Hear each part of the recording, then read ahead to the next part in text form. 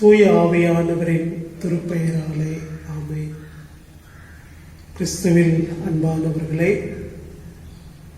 இந்த வழிபாட்டிற்கு உங்களை மிகுந்த அன்போடு வரவேற்கிறேன்.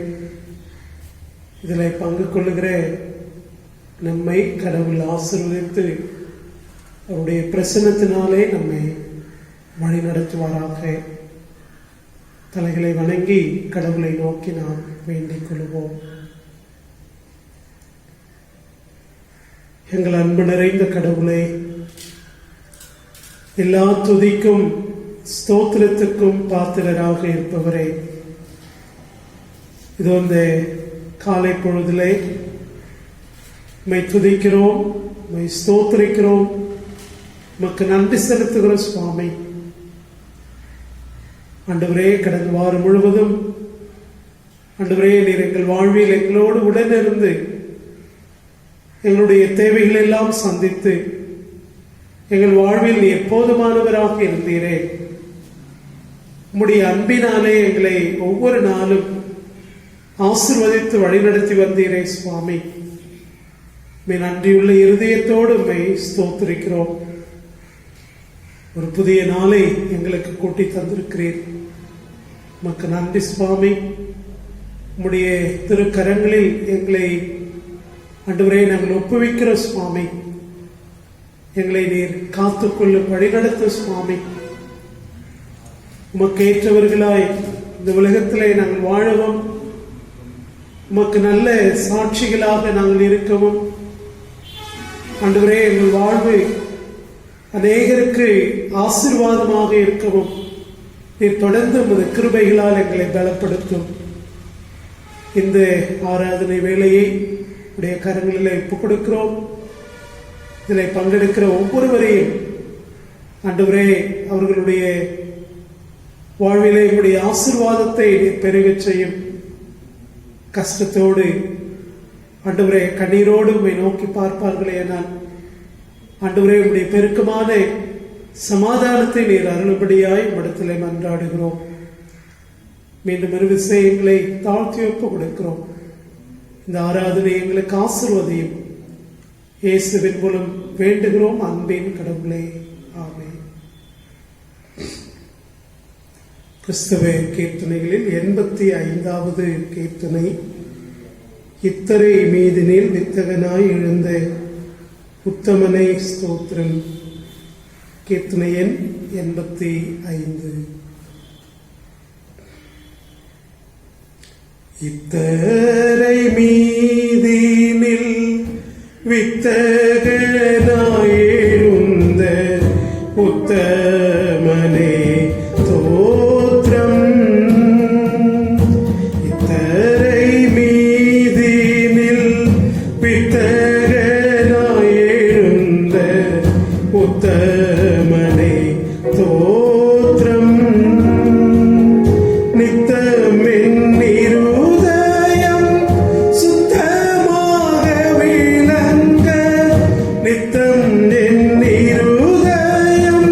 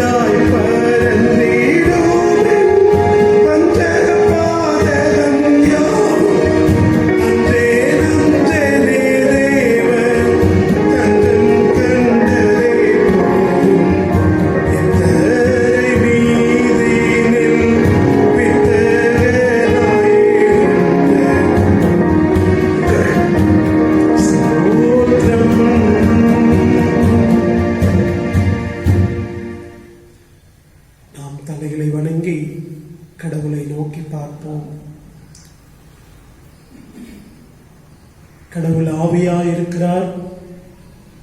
அவரை தொழுது கொள்ளுகிறவர்கள் ஆவியோடும் உண்மையோடும் அவரை தொழுது கொள்ள வேண்டும். நம்முடைய பிதாவாகிய கடவுளாலும் கர்த்தராகிய இயேசு கிறிஸ்துவினாலும் உங்களுக்கு கிருபையும் சமாதானமும் உண்டாவதாக.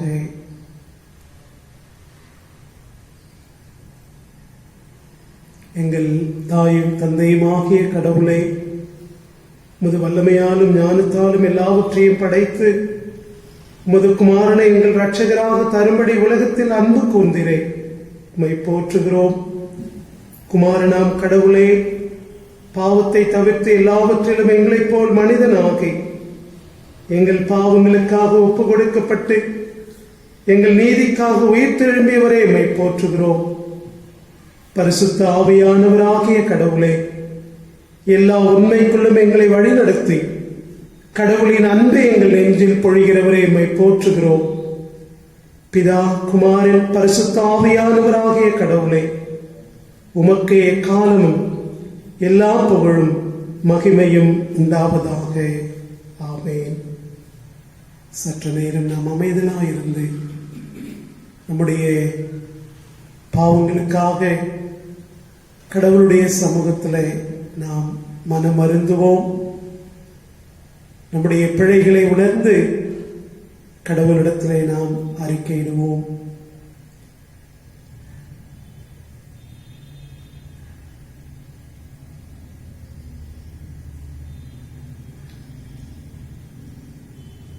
ஆண்டவருடைய சமூகத்திலே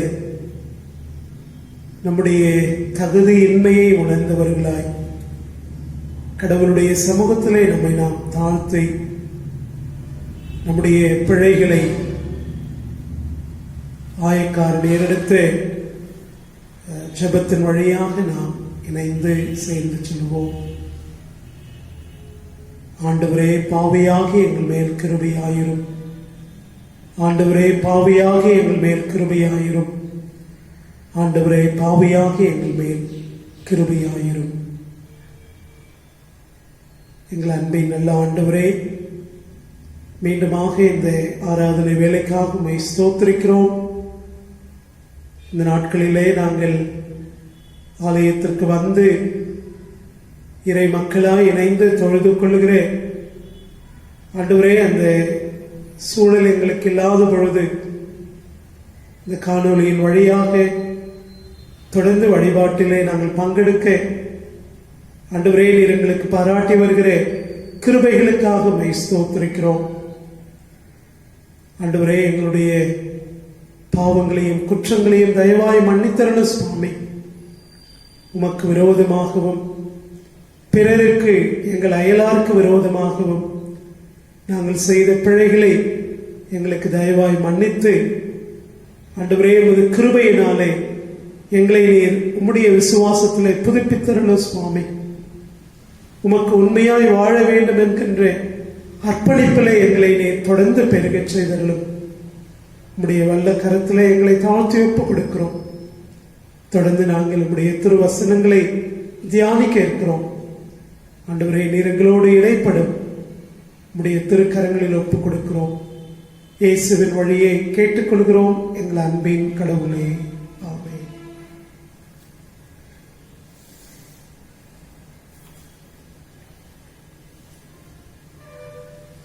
இந்த நாளுக்கான திருமறை பகுதிகள் மீகா எழுதின தீர்க்க தரிசன நூல் 6ஆம் அதிகாரம் 1 முதல் 8 முடிய, சங்கீதம் 106 1 முதல் 12 முடிய, 2 கொரிந்தியர் 4ஆம் அதிகாரம் 7 முதல் 15 முடிய, மார்க்கு எழுதின நற்செய்தி நூல் 4ஆம் அதிகாரம் 26 முதல் 29 முடிய. இப்பொழுது மார்க்கு நற்செய்தி நூல் 4ஆம் அதிகாரம் 26 முதல் 29 வரை நாம் படிக்க கேட்போம்.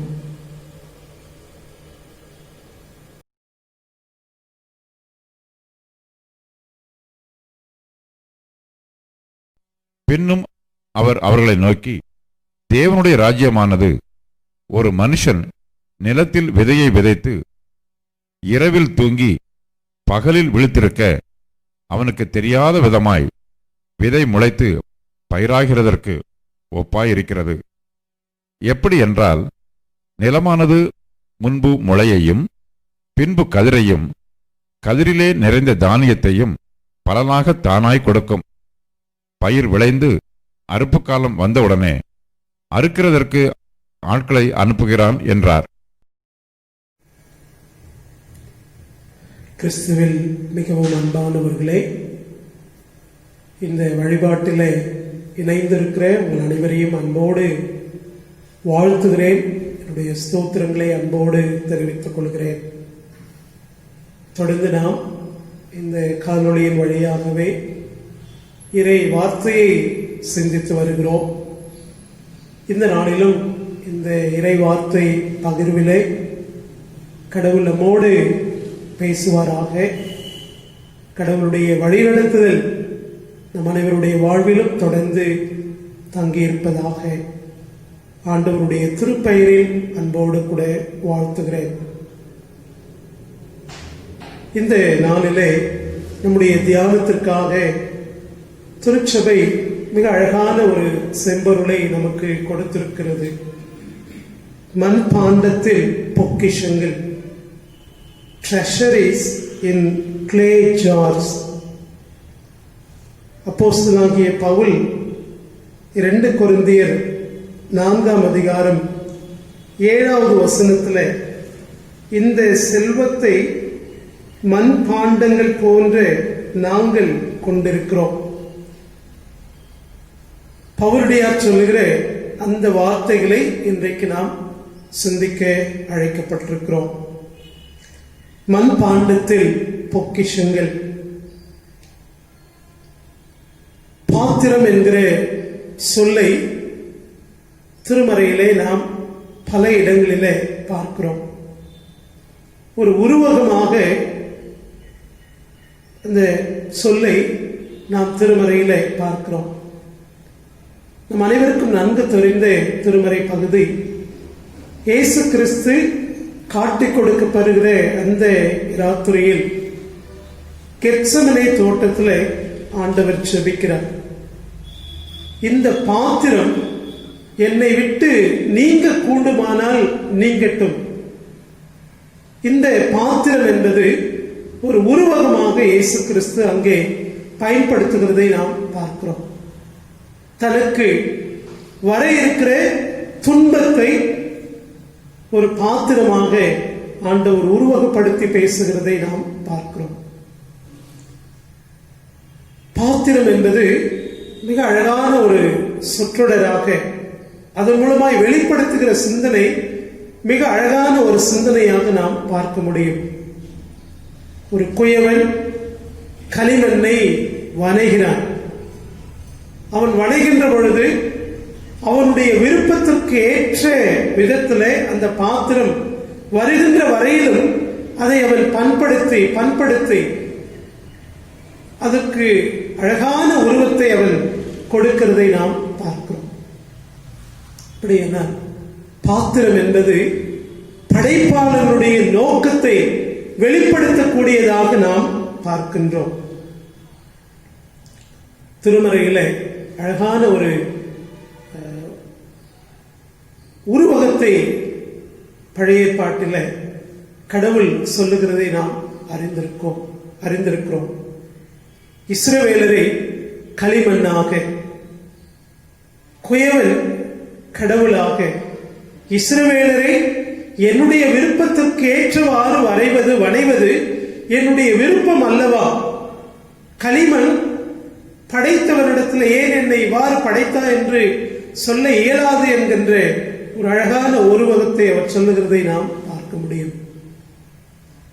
பாத்திரம் என்பது படைத்தவனுடைய நோக்கமாக, அந்த நோக்கத்தை வெளிப்படுத்துகின்ற ஒரு முழுமையான ஒரு பாத்திரமாக நாம் பார்க்கிறோம்.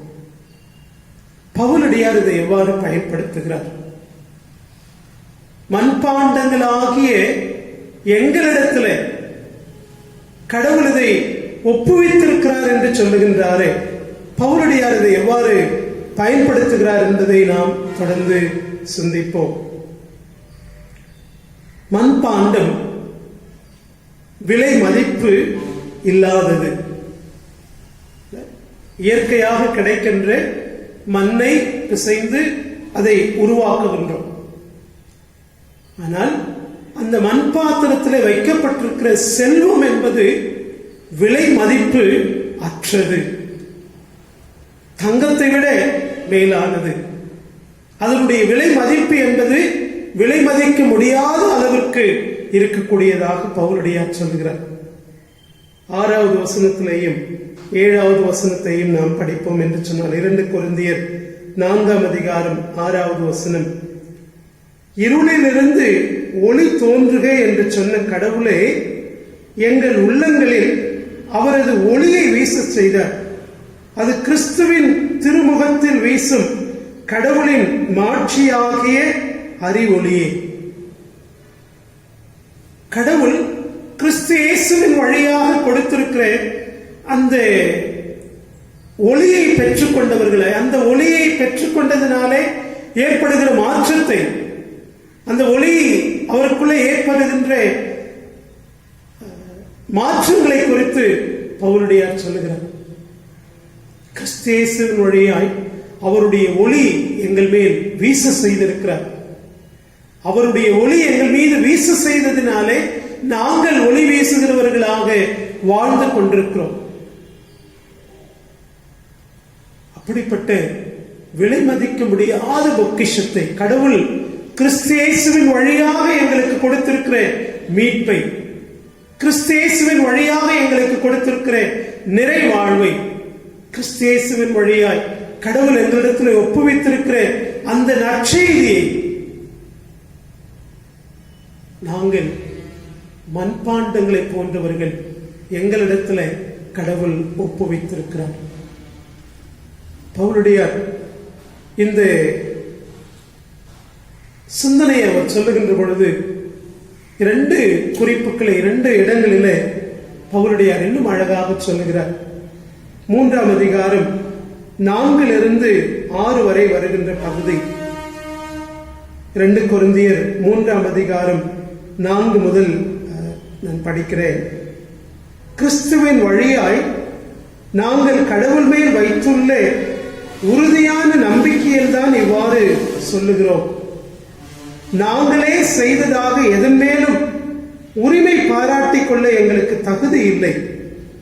எங்கள் தகுதி கடவுளிடமிருந்தே வருகிறது. அவரே புதிய உடன்படிக்கையின் பணியாளராக்கும் தகுதியை எங்களுக்கு தந்திருக்கின்றார். அவ்வுடன்படிக்கை எழுதப்பட்ட சட்டத்தை சார்ந்தது அல்ல, தூய ஆவியை சார்ந்தது. ஏனெனில் எழுதப்பட்ட சட்டத்தால் விளைவது சாவு, தூய ஆவியால் விளைவது வாழ்வு. அப்போஸ்தலனாகிய பவுல் மிக அழகாக சொல்கிறார், நாங்கள் உடன்படிக்கையின் பணியாளர்களாக இருக்கிறோம். கிறிஸ்து இயேசுவின் வழியாய் கடவுள் நம்மை ஒப்புரவாக்கி கொண்டாரே, அந்த ஒப்புரவாக்குதலில் பணியாளர்களாக ஆண்டவர் எங்களை அழைத்திருக்கிறார். இந்த தகுதி கடவுளால் கடவுளிடமிருந்து பெறப்பட்டது, எங்களிடத்துல எந்த தகுதியும் அல்ல. நாம் வழக்கத்தில் சொல்லுவோமே, நாங்கள் அப்பிரயோஜனமற்ற ஊழியக்காரர்கள், தகுதி இல்லாதவர்கள், ஒன்றுமில்லாதவர்கள். ஆனால் கடவுளுடைய கிருபை எங்களை தெரிந்தெடுத்து இந்த திருப்பணிக்கான அழைப்பை கடவுள் கொடுத்திருக்கிறார். தொடர்ந்து 4ஆம் அதிகாரம் 1வது வசனத்திலே பவுலடியார் சொல்லுகிறார், கடவுளின் இரக்கத்தால் நாங்கள் இத்திருப்பணியை பெற்றிருக்கிறோம், ஆகையால் மனம் தரலாமல் இருக்கிறோம். அழைத்தவர் கடவுள். அந்த அழைப்பிலே உறுதியாய் நிற்பதற்கான கிருபையை தொடர்ந்து கடவுள் தந்து கொண்டிருக்கிறார் என்கின்ற மன மகிழ்ச்சியோடு கடவுளுடைய அழைப்பை அவர் உணர்ந்தவர், கடவுளுடைய திருப்பணியை செய்கிறதற்கு கடவுள் கொடுத்திருக்கிற கிருபைகளை அவர் நினைந்து வரார். மண்பாண்டங்களை போன்று இருக்கிற எங்களிடத்துல இப்படிப்பட்ட வாழ்வு தருகின்ற மீட்பின் செய்தியை கொடுத்திருக்கிறீரே. ஆகவேதான் பவுலுடைய 2 கொரிந்தியர் 4ஆம் அதிகாரம் 7வது வசனத்தை தொடர்ந்து வருகின்ற பகுதியிலே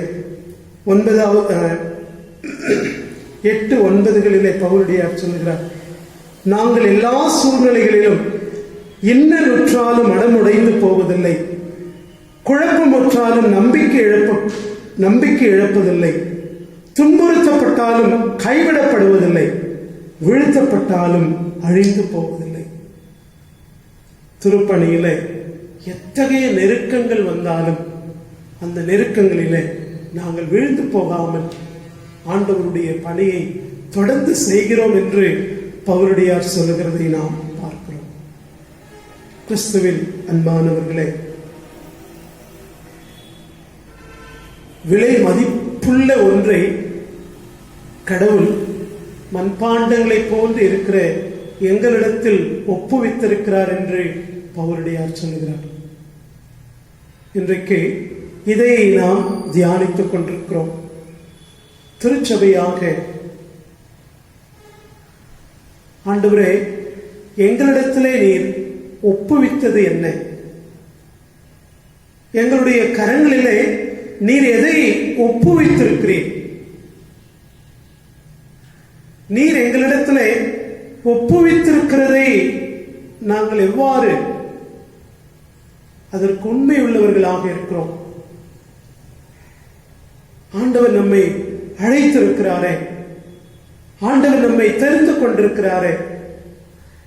அந்த தெரிந்து கொள்ளுதலிலே கடவுள் நமக்கு வைத்திருக்கிற அழைப்பை நாம் இந்த நாளிலே சிந்தித்து பார்க்க அழைக்கப்படுகிறோம்.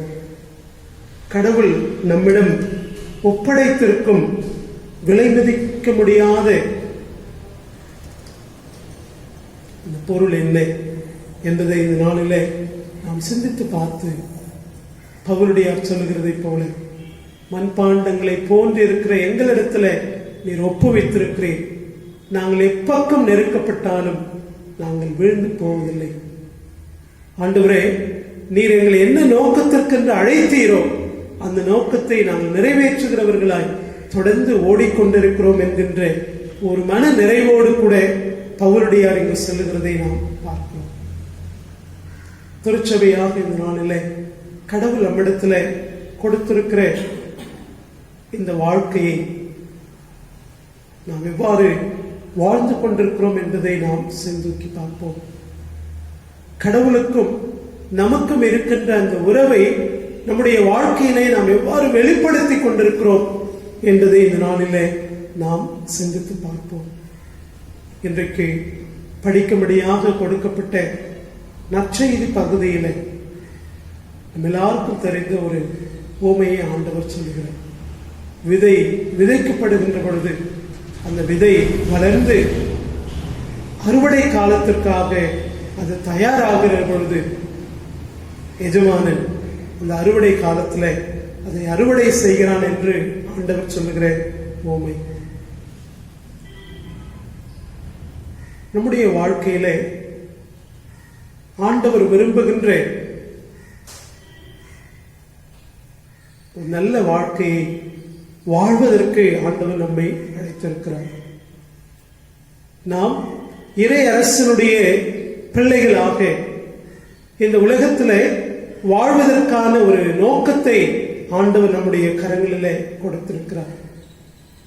நாம் கிறிஸ்துவுக்கு உண்மை உள்ளவர்களாக வாழ்கிறோமா என்பதை தான் இந்த நாளிலே நாம் சீர்தூக்கி பார்க்க அழைக்கப்படுகிறோம். இந்த நாளிலே படிக்கும்படியாக கொடுக்கப்பட்டிருக்கிற மீகா தீர்க்கதரிசன நூல் 6ஆம் அதிகாரம் 1 முதல் 8 வரை வருகின்ற பகுதியை உங்களோடு பகிர்ந்து கொண்டு நாம் நிறைவு செய்யலாம். மீகா எழுதின தீர்க்கதரிசன நூல் 6ஆம் அதிகாரம் 1 முதல் 8 வரை வருகின்ற பகுதி. தீர்க்கதரிசியின் மூலமாய் கடவுள் ஒரு புதிய செய்தியை சொல்லுகின்றார். இஸ்ரவேலர்களுடைய வாழ்க்கையில குற்றங்களுக்காக பலி செலுத்த வேண்டும் என்பது அவர்களுடைய சமய வாழ்க்கையிலே காணப்படுகின்ற ஒன்று. புறாக்களையோ ஆட்டுக்குட்டிகளையோ அல்லது மாட்டையோ பலி செலுத்துவதன் மூலமாக தங்களுடைய குற்றங்களிலிருந்து அவர்கள் மீட்பு பெறலாம் என்பது அவர்களுக்கு கொடுக்கப்பட்டிருக்கிற நியமங்கள். அதை அறிந்தவர்களாகவே அவர்கள் காணப்பட்டார்கள். அதை செய்கிறதிலே அவர்கள் கவனமுடையவர்களாகவும் அக்கறை உள்ளவர்களாகவும் இருக்கின்ற ஒரு சமூகமாகவே நாம் பார்க்கிறோம். ஆனால் அதிலிருந்து மாறுபட்ட ஒரு செய்தியை மீகா தீர்க்கதரிசி சொல்லுகின்றார். 7வது வசனத்திலேயும் 8வது வசனத்திலேயும் 1000 கணக்கான ஆட்டுக்கிடாய்கள் மேலும் 10,000 கணக்கான ஆறுகளாய் பெருக்கெடுத்தோடும் என்னை மேலும் ஆண்டவர் விருப்பம் கொள்வாரோ? என் குற்றத்தை அகற்ற என் தலைப்பிள்ளையையும் என் பாவத்தை போக்க நான் பெற்ற குழந்தையையும் பலி கொடுக்க வேண்டுமா? ஓ மானிடா, நல்லது எது என அவர் உனக்கு காட்டி இருக்கின்றாரே. நேர்மையை கடைபிடித்ததிலையும் இரக்கம் கொள்வதில் நாட்டத்தையும் உன் கடவுளுக்கு முன்பாக தாட்சியோடு நடந்து கொள்வதையும் தவிர வேறு எதை ஆண்டவர் உன்னிடம் கேட்கின்றார்? சமூக வாழ்க்கையிலே எது அவசியம்? சமூக வாழ்க்கையிலே எது கடவுளுக்கு உகந்ததாக இருக்கிறது என்று சொன்னால், ஒருவருக்கொருவர் அன்பு பாராட்டி ஒருவரிடத்தில் ஒருவர் இரக்கத்தை பகிர்ந்து கொண்டு வாழ்வதன் மூலமாக தான் கடவுளுக்கு உகந்தவர்களாக இருக்க முடியும். என்னுடைய பலிகள் அல்ல, என்னுடைய பலிகள் கடவுளை திருப்தி செய்ய முடியாது. மாறாக நான் ஒருவரிடத்தில் ஒருவர் காட்டுகின்ற அந்த இரக்கமும் அன்பும் கடவுளுக்கு உகந்ததாக இருக்கும். கிறிஸ்துவில் அன்பானவர்களே, இயேசு கிறிஸ்து நம்மிடத்தில் அந்த ஒரு இருதயத்தை தான் எதிர்பார்க்கின்றார். அப்படிப்பட்ட ஒரு வாழ்க்கையை இந்த சமுதாயத்திலே நாம் வாழ்ந்து கடவுளுக்கு சாட்சியா இருக்க வேண்டும் என்பதுதான் ஆண்டவருடைய விருப்பமாக நாம் பார்க்கிறோம்.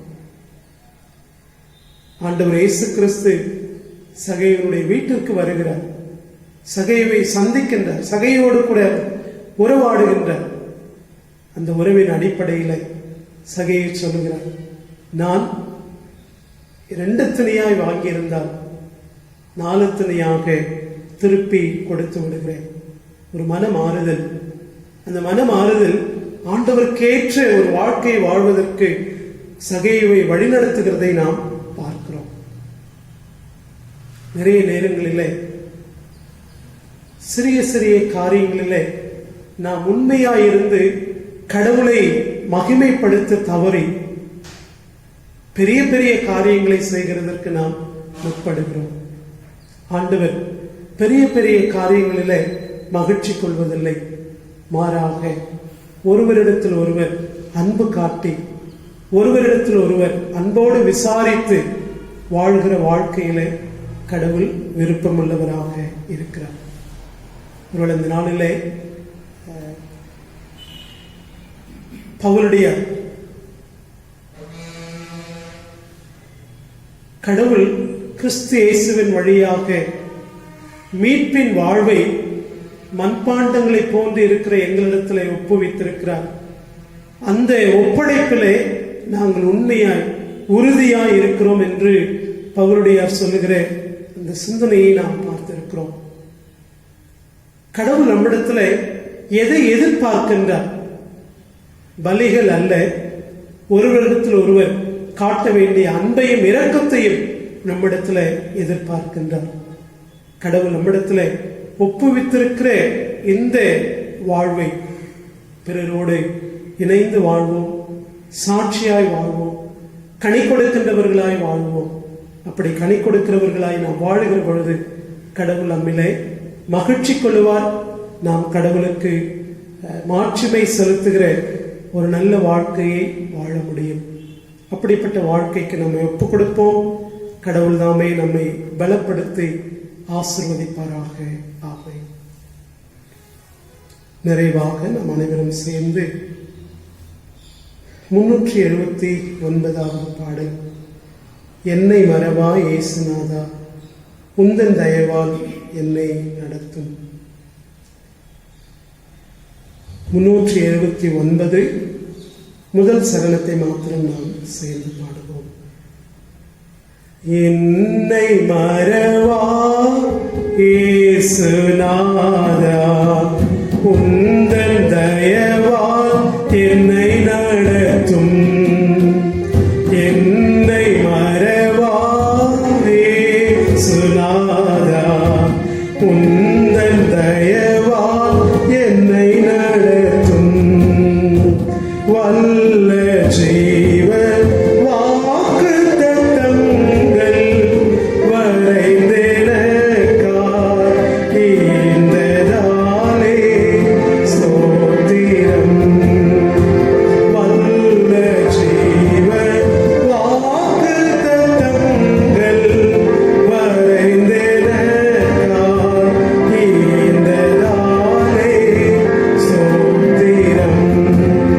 ஆபத்திலே அரும் துணையே பாதைக்கு நல்ல தீபமிதே. ஆபத்திலே அரும் துணையே பாதைக்கு நல்ல தீபமிதே. என்னை மறவா இயேசுநாதா உந்தன் தயவால் என்னை நடத்தும். கடந்த வாரத்திலே நம்முடைய பேராயர் அவர்கள் ஆயர்கள் மற்றும் செயலர் பொருளர் அவர்களோடு கூட ஒரு ஆலோசனை கூட்டம் நடத்தப்பட்டது. வருகிற 22ஆம் தேதி தொடங்கி வருகிற மாதம், இந்த மாதம் 22ஆம் தேதி ஞாயிற்றுக்கிழமைகளிலிருந்து ஆலயத்திலே வழிபாடுகள் நடத்தலாம் என்கின்ற ஒரு முடிவை அந்த நாளிலே எல்லாருமாக இணைந்து எடுத்திருக்கிறோம். இவ்வளவு நாள் நாம் பொறுமையோடு கூட காத்திருந்தோம். ஆனால் இந்த மாதத்திலே வருகிற 22ஆம் தேதி தொடங்கி ஆலயத்திலே வழிபாடு நடத்த இருக்கிறோம் என்பதை அன்போடு கூட தெரிவித்துக் கொள்கிறேன். ஒருவேளை இந்த நாட்களிலே இந்த வைரஸ் தொற்று 2ஆம் அலை வந்து கொண்டிருக்கிறது என்று நாம் பார்க்கிறோம். இந்த காலங்கள் பண்டிகை காலங்களாகவும் இருக்கின்றது. ஆனாலும் நாம் கவனத்தோடு அரசாங்கம் நமக்கு காட்டியிருக்கிற வழிகாட்டுதல்களோடு கூட வழிபாடுகளை நாம் தொடங்க இருக்கிறோம். ஒருவேளை வழிபாடு தொடங்குகிற பொழுது ஆர்வத்தோடு நாம் எல்லாருமே பங்கு கொண்டு கலந்து செல்வதை காட்டிலும் நாங்கள் குருசேகர அலுவலர்களாக, ஊழியர்களாக எத்தனை வழிபாடுகள் நடத்தலாம், வழிபாடுகளிலே யார் யார் பங்கு கொள்ளலாம் என்கின்ற ஆலோசனைகளை அதை ஏற்று சபையார் பங்கு கொள்ளும்படியாக உங்களை மிகுந்த அன்போடு கூட கேட்டுக்கொள்கிறேன். இத்தனை மாதங்கள் நாம் பொறுமையோடு கூட இல்லத்திலேயே கடவுளை வழிபட்டோம், கடவுளுடைய வார்த்தைகளை நாம் கேட்டோம். ஆனால் இந்த மாதத்திலே ஆலயத்திற்குள் வருவதற்கான ஒரு சூழலை நாம் பெற்றுக்கொண்டிருக்கிறோம். ஆனால் அதே நேரத்தில் கவனத்தோடும் எச்சரிக்கையோடும் நாம் பங்கு பெறுகிறதற்கும் ஆயத்தமாக வேண்டும். வருகிற காலங்களில் உங்களுக்கு வழிபாடு நேரங்களையும் யார் யார் பங்கு கொள்ள வேண்டும் என்கின்ற ஆலோசனைகளையும் உங்களுக்கு அன்போடு கூட தெரிவித்துக் கொள்கிறேன். கடந்த வாரத்திலே 2ஆம் தேதி சகல ஆத்துமாக்களின் தினத்தை நாம் கொண்டாடினோம். அந்த நாளிலே கல்லறை தோட்டத்தில் லைட் வசதி செய்து கொடுத்த கேஸை குடும்பத்தாருக்கு நன்றியை அன்போடு கூட தெரிவித்துக் கொள்கிறோம். நாம் தலைகளை வணங்கி கடவுளை நோக்கி நாம் ஜெபிப்போம். எங்களை நேசிக்கிற அன்பின் நல்ல ஆண்டவரே, இந்த நாளிலே உம்மை துதிக்கிறோம், ஸ்தோத்திரிக்கிறோம்.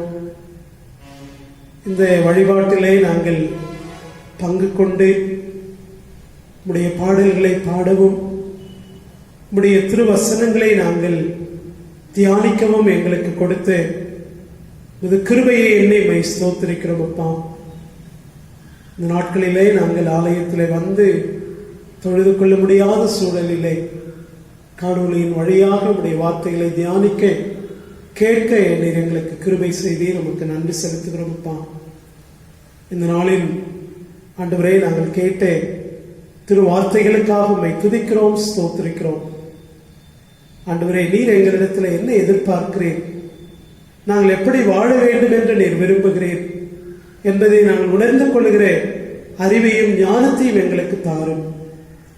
நீதியை விரும்பி இரக்கத்தை பகிர்ந்து கொண்டு மனத்தாழ்மையோடு வாழ வேண்டும் என்று நீர் எங்களை அழைத்திருக்கிறீரே. அப்படிப்பட்ட வாழ்க்கைக்கு நீர் எங்களை வழிநடத்தும் சுவாமி. எங்களை பலப்படுத்தும் ஆண்டவரே.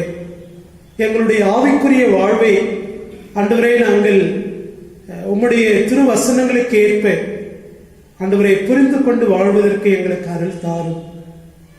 ஆண்டவரே, எங்களுடைய பக்தி என்பது ஒருவரோடு ஒருவர் நினைந்து வாழுகிற வாழ்க்கை என்பதை நாங்கள் உணர்ந்து கொள்ளுகிற அறிவையும் ஞானத்தையும் எங்களுக்கு தாரும். இந்த உலகத்திலே கிறிஸ்துவ விசுவாசத்தோடு வாழுகிற நாங்கள் உமக்கேற்றவர்களாய் வாழ தொடர்ந்து எங்களுக்கு கிருபை தாரும். எங்களை பலப்படுத்தும் சுவாமி. எங்களை நாங்கள் அர்ப்பணிக்கிறோம்.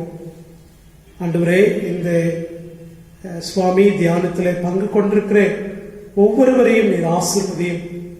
அவர்களுடைய எண்ணங்கள், விருப்பங்கள் எல்லாவற்றையும் ஆண்டவரே உடைய கரங்களிலே ஒப்புக் கொடுக்கிறோம். திருச்சபையின் ஒவ்வொரு குடும்பங்களையும் நாங்கள் நினைத்து ஜெபிக்கிறோம். ஒவ்வொருடைய குடும்பங்களிலும் நீர் தந்திருக்கிற ஆண்டவரே ஆசீர்வாதங்களுக்காய், நன்மைகளுக்காய் உம்மை ஸ்தோத்திரிக்கிறோம். இந்த நாட்களில் வாழ்வதற்கான தேவைகளை சந்தித்து நீர் கிருபையாய் வழிநடத்தி வருகிறீரே, உமக்கு நன்றி சுவாமி. வயது முதிர்ந்த பெரியவர்களுக்காக ஜெபிக்கிறோம். அவருடைய சரீர பலகீனங்களிலே நீர் தொடர்ந்து பாதுகாப்பையும் ஆசீர்வாதத்தையும் நீர் தாரு சுவாமி. அவர்களுடைய வாழ்நாட்களை நீர் தொடர்ந்து ஆசீர்வதையும். ஆண்டவரே, படிக்கிற பிள்ளைகளுக்காக, வாலிப பிள்ளைகளுக்காக, சிறு குழந்தைகளுக்காக ஜெபிக்கிறோம். அனைவரையும் நீர் ஆசீர்வதையும். ஆண்டவரே, உம்முடைய திருக்கரங்களிலே நாங்கள் ஒப்புக் கொடுக்கிறோம். யாராயினும் சுகவீனமாக இருப்பார்களே நான் ஆண்டவரே, நீதாமே அவர்களை தொட்டு பலப்படுத்துங்க சுவாமி. எங்களுடைய வேண்டுதல்கள் எல்லாவற்றையும் உடைய பாதத்தில் ஒப்புக் கொடுக்கிறோம். நாங்கள் கண்ணீரோடு ஏறெடுக்கிற எல்லா விண்ணப்பங்களுக்கும் ஆண்டவரே நீர் பதில் தரும்படியாய் உம்முடைய கிருபாசனத்தை நாங்கள் பற்றிக் கொள்கிறோம் சுவாமி. உம்முடைய சமாதானத்தையும் ஆசீர்வாதத்தையும் எங்களுக்கு தாரும். வருகின்ற வாரத்தில் தங்களுடைய பிறந்த நாளையும் திருமண நாளையும் கொண்டாட இருக்கிற ஒவ்வொருவருக்காகவும் ஜெபிக்கிறோம். ஒரு ஆண்டை வாழ்க்கையில கூட்டி தந்திருக்கிறீரே, உமக்கு நன்றி சுவாமி. உடைய கிருபைதாமே அவர்களை தொடர்ந்து தாங்கவும் பலப்படுத்த வேண்டும் என்றும் ஜெபிக்கிறோம். ஆண்டவரே, இந்த நேரத்திலும் எங்களுடைய இந்திய நாட்டிற்காக, ஒவ்வொரு மாநிலங்களுக்காக ஜெபிக்கிறோம். ஆண்டவரே, தேசத்தை ஆளுகிறவர்களுக்கு நீர் கொடுத்திருக்கிற மிக உயரிய பொறுப்புக்காக உமக்கு நன்றி சுவாமி. ஆண்டவரே, ஒவ்வொரு காலங்களிலே ஏற்படுகின்ற இன்னல்கள், கஷ்டங்கள் எல்லாவற்றின் மத்தியிலும் மக்களுக்கு செய்ய வேண்டிய காரியங்களை அவர்கள் செய்ய வேண்டிய கிருபைகளை நீர் தாரு சுவாமி. இந்த மழை காலங்களில், குளிர்காலங்களில் ஒரு கிருபைதாமே எங்களை பாதுகாத்துக் கொள்ளும்படியாக ஜெபிக்கிறோம். இரண்டாவது அலை வரும் என்கின்ற அச்சத்திலிருந்து மக்களை நீர் பாதுகாத்து சமாதானத்தோடு வாழுகிற கிருபைகளை நீர் தாரு சுவாமி. நம்முடைய அன்பின் கரங்களிலே ஒப்புக் கொடுக்கிறோம். மீண்டும் ஒரு விசையாய் மருத்துவர்களுக்காய் நாங்கள் தொடர்ந்து ஜெபிக்கிறோம். மருத்துவ துறையிலே பணியாற்றுகிற ஒவ்வொரு பணியாளர்களையும் நீர் பலப்படுத்தும், ஆசீர்வதியும். அவர்களுடைய தொடர் பணிகளை ஆண்டவரே மக்களுக்கு நீர் ஆசீர்வதித்து தரும்படியாக ஜெபிக்கிறோம் அப்பா. உம்முடைய கரங்களிலே நாங்கள் ஒப்புக் கொடுக்கிறோம். கேட்டவைகள், மருந்துகள் எல்லாவற்றையும் கூட்டி தாரும். உம்முடைய பெருக்கமான ஆசீர்வாதத்தையும் நன்மையினாலும் கிருபையினாலும் எங்களை முடிச்சூட்டும். இந்த நன்மைகள் எல்லாவற்றையும் எங்கள் ஆண்டவரும் இரட்சகரும் ஆகிய இயேசுவின் திருப்பெயரில் தாழ்மையோடு கேட்டுக்கொள்கிறோம் எங்கள் அன்பு நிறைந்த கடவுளே, ஆமென். என் ஆத்மாவே கர்த்தரை ஸ்தோத்திரி, என் முழு உள்ளமே அவருடைய பரிசுத்த நாமத்தை ஸ்தோத்திரி. என் ஆத்மாவே கர்த்தரை ஸ்தோத்திரி, அவர் செய்த சகல உபகாரங்களையும் மறவாதே. நம்முடைய ஆண்டவராகிய இயேசு கிறிஸ்துவினுடைய கிருபையும் பிதாவாகிய கடவுளின் அன்பும் பரிசுத்த ஆவியானவருடைய ஆசீர்வாதம், அந்யோன்ய ஐக்கியமும் பாதுகாப்பும் உங்கள் அனைவரோடும் எப்பொழுதும் தங்கியிருப்பதாக. ஆமென். ஆமென்.